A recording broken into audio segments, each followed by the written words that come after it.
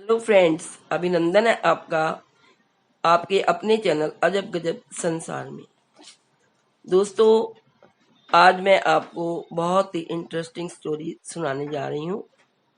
आप मेरी स्टोरी को अंत तक जरूर सुनें। स्टोरी का शीर्षक है गरीब दंपत्ति के छलकते आंसू। दोस्तों, एक बार एक दंपत्ति ट्रेन में जो कि रवाना हो रही थी, वो ट्रंक लिए डिब्बे में घुस गए। दरवाजे के पास ही औरत तो बैठ गई, पर आदमी चिंतातुर खड़ा था। जानता था कि उसके पास जनरल टिकट है और ये रिजर्वेशन का डिब्बा है। टीसी को टिकट दिखाते उसने हाथ जोड़ दिए। यह जनरल टिकट है, अगले स्टेशन पर जनरल डिब्बे में चले जाना, वरना 800 की रसीद बनेगी। यह कहकर टीसी आगे चला गया। पति पत्नी दोनों बेटी को पहला बेटा होने पर उसे देखने चाह रहे थे। सेठ ने बड़ी मुश्किल से 2 दिन की छुट्टी और 700 रुपए एडवांस दिए थे। बीवी व लोहे की पेटी के साथ जनरल बोगी में बहुत कोशिश की, पर वे घुस नहीं पाए। लाचार हो स्लीपर क्लास में आ गए थे। उन्होंने कहा, साहब, बीबी और सामान के साथ जनरल डिब्बे में चढ़ नहीं सकते, हम यही कोने में खड़े रहेंगे, बड़ी मेहरबानी होगी।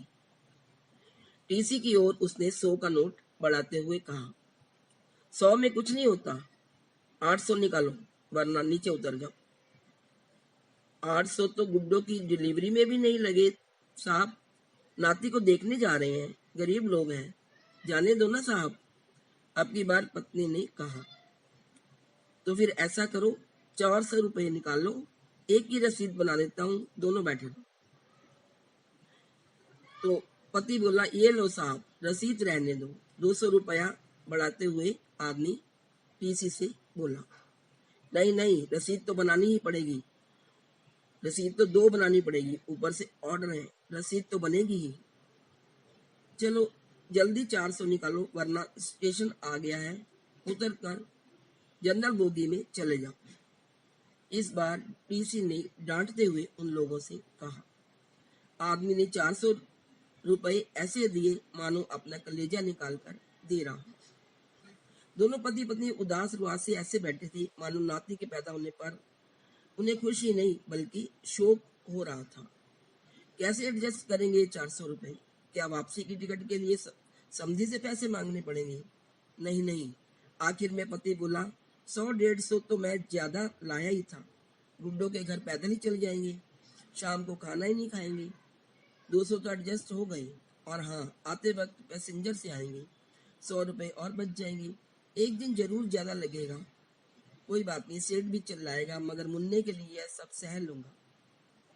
मगर फिर भी यह तो 300 ही हुए।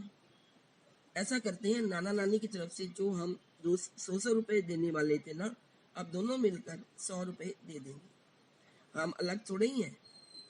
हो गए ना 400 एडजस्ट, पत्नी ने कहा। मगर मुन्नी के कम करना अच्छी बात है क्या? और पति की आंखें छलक पड़ी। मन क्यों भारी करते हो जी? गुड्डो जब मुन्ना को लेकर घर आएगी तब 200 रुपए ज्यादा दे देंगे, कहते हुए उसकी आंख भी छलक उठी। फिर आंख पोंछते हुए बोली, अगर मुझे कहीं सरकार मिल जाए तो मैं कहूंगी, इतने पैसों की बुलेट ट्रेन चलाने की बजाय इतने पैसों से हर ट्रेन में 4-5 जनरल बोगी लगा दो, जिससे ना तो हम जैसों को टिकट होते हुए भी जलील होना पड़े और ना ही हमारे मुन्ने के 100 रुपए कम हो। उसकी आंख फिर छलक पड़ी।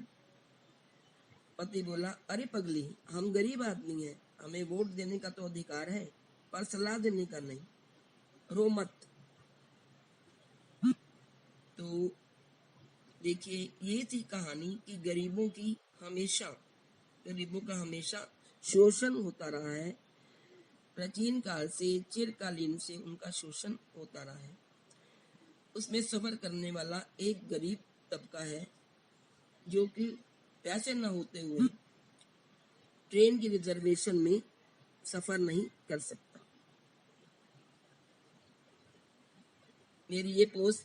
मेरा ये वीडियो यदि आपको अच्छा लगे तो प्लीज़ इसे लाइक, शेयर और सब्सक्राइब कर दें। Thank you.